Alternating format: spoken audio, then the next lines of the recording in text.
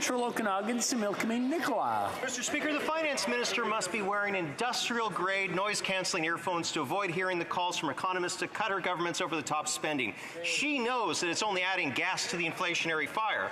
The Prime Minister has said that anything that has a hint of fiscal restraint is austerity. He axed Bill Morneau for wanting to get post-COVID spending under control.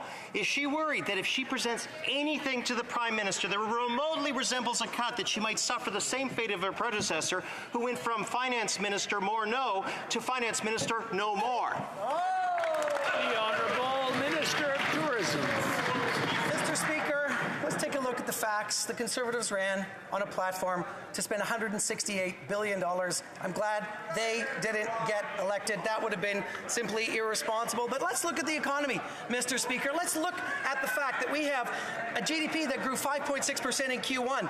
This fall again, S&P and Moody's affirmed our AAA credit rating. 3.5 million jobs recovered since the worst part of the pandemic, ahead of the United States, and the lowest unemployment rate at 5.1% since 1976. The economy's doing well. The Conservatives don't like it, but we sure do.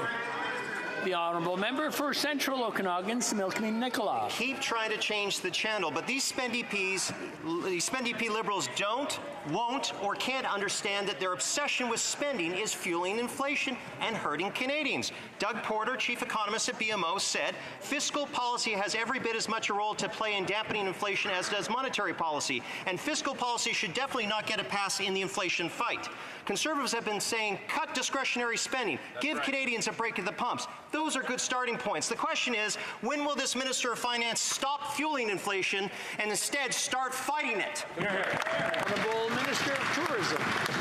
Speaker, I invite the members of the opposition, and that member in particular, to vote with us the next time we have a piece of legislation in this House that's actually designed to improve the lives of Canadians and make their lives more affordable. The Conservatives have